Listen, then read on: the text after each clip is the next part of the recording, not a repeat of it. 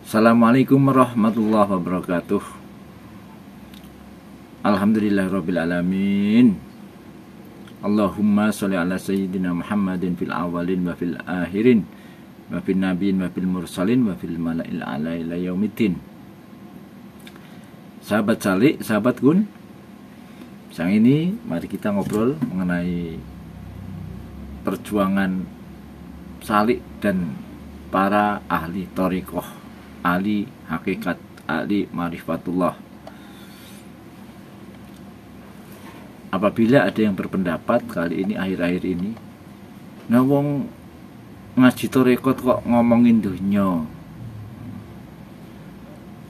wong ngaji hakikat makrifat kok ngomong keduniaan. Bagaimana? Apakah itu mengikis seorang yang bermental pejuang sekaligus pesalik? Ya, tentu saja kita bisa melihat contoh-contoh di masa yang lalu. Misalnya begini. Iya betul, kalau seorang yang sedang salik di jalan Allah, seorang pesalik itu, ketika dia menghadapi tugasnya, tugas zikirnya dari gurunya, ia fokus sesuai dengan untuk mengurangi dunia dan sebagainya. Tapi bahasan kali ini bukan itu, yaitu bagaimana bisa ditafsirkan salah. Misalnya seperti ini, karena kondisi kebangsaan, negara bangsa, kehidupan masyarakat, ada masalah-masalah, apakah dia mau cuci tangan? Apakah kalau orang yang berzikir, orang yang berthariqah, orang yang berhakikat lantas cuci tangan, tidak lagi ikut andil dan memikirkan atau berjuang untuk amar ma'ruf nahi mungkar? Kan itu satu pilihan, dan mungkin memang ada makom-makom tertentu yang posisinya memang tidak dengan gerakan, tidak dengan satu gerakan yang dilihat fisik, misalnya dengan doa dan menyemangati ya para murid-muridnya. Implementasi dari pelajarannya itu, yaitu diwujudkan dalam bentuk perjuangan sehari-hari, baik di dalam keluarga maupun di dalam kehidupan berbangsa dan bernegara. Kita tidak bisa bayangkan, misalnya dulu pada era kolonial Belanda,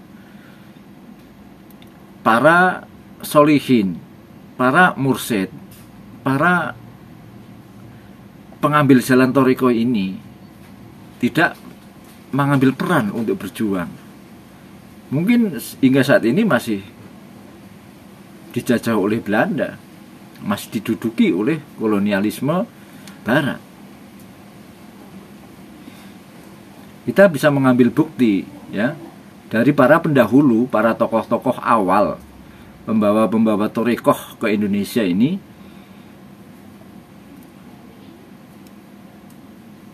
yang sebagian besar adalah pejuang untuk melawan kedoliman kolonialisme Belanda. Jadi tidak mungkin orang yang berzikir dan berthariqah untuk cuci tangan, apabila dia ada dawuh dari gurunya, untuk membiarkan lalu egois, dia hanya nikmat zikir sendiri di dalam kamar, di gua-gua.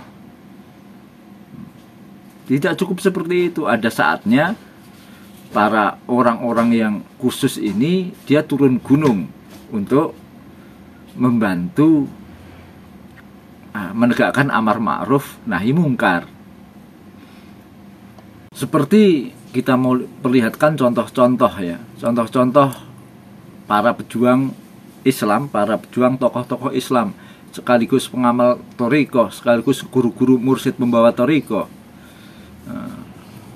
yang melawan bangsa ini, yang tercatat, yang masyhur. Coba kita lihat dari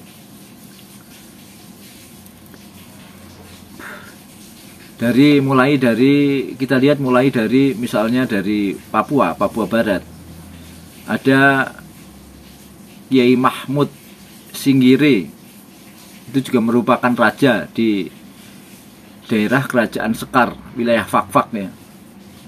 Beliau ini seorang ahli dzikir, apalagi nanti di Ternate Tidore banyak ada Sultan Ba'abullah, Sultan Nuku ya dari Tidore, ada Kalano Marhum ya dari Ternate.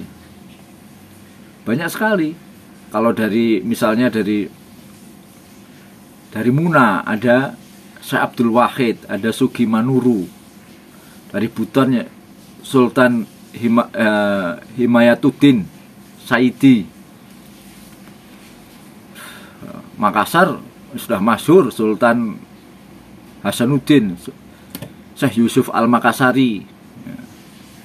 Ada Ranggung Daeng Romo. Misalnya kalau di Amanat ada juga Daeng Naba yang berafiliasi dengan Mataram dulu. Terus Datuk Ribandang.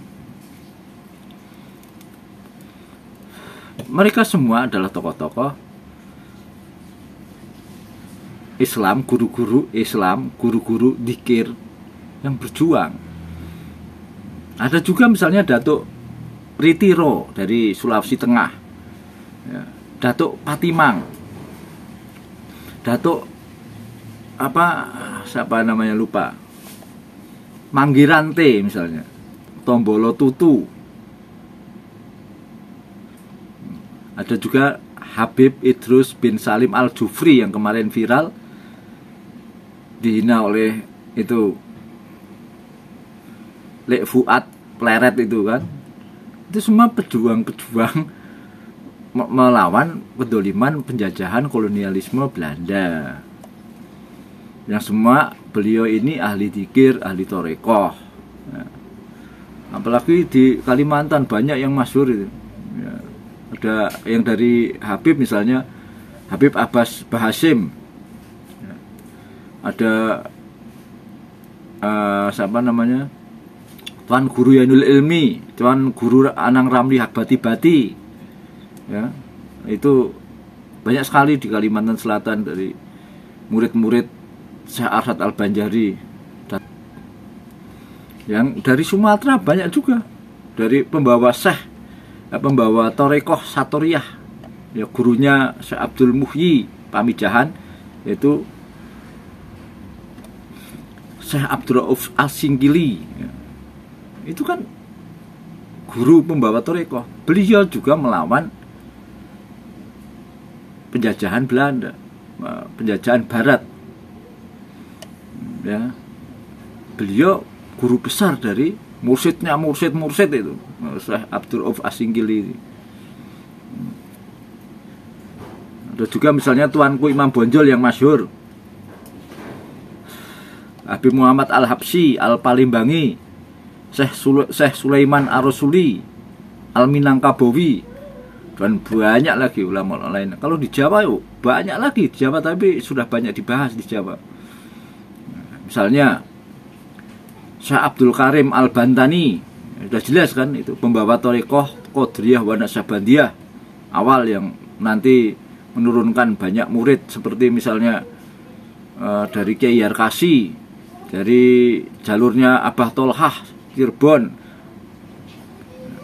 Syekh Tolhah Cirebon ini juga termasuk turun langsung berjuang melawan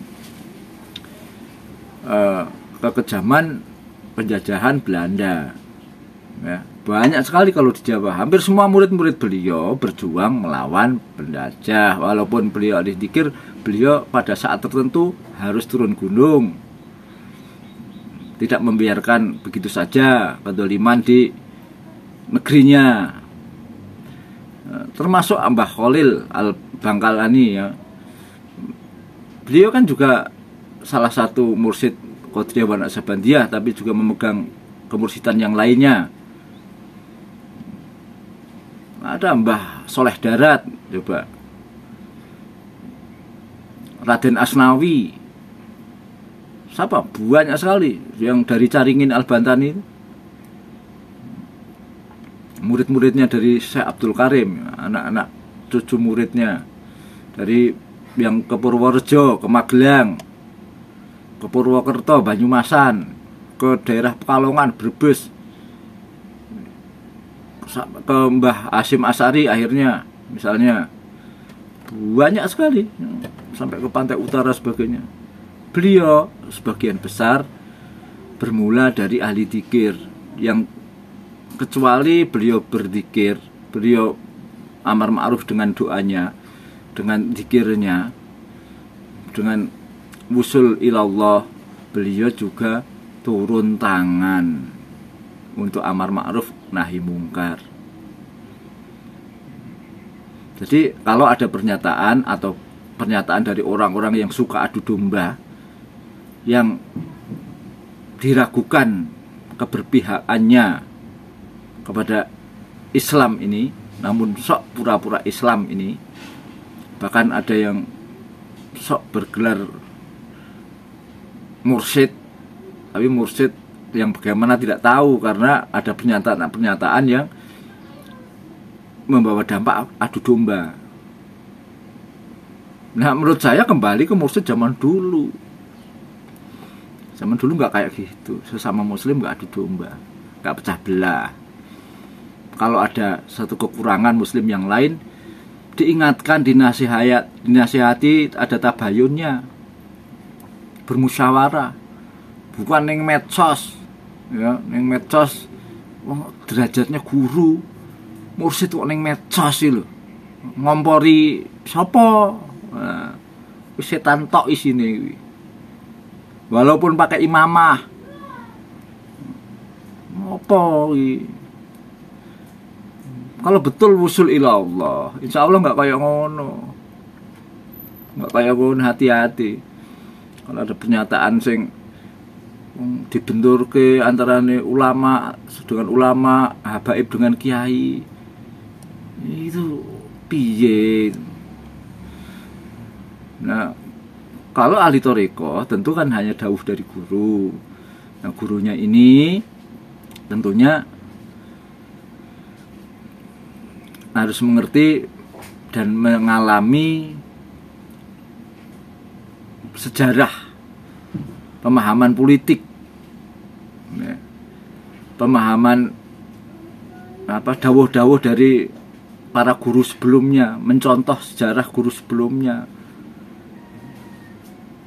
tidak ikut jadi kompor.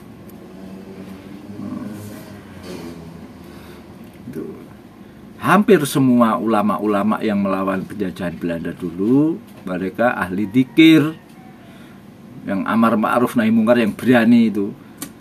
Lo ya jelas loh, begini loh.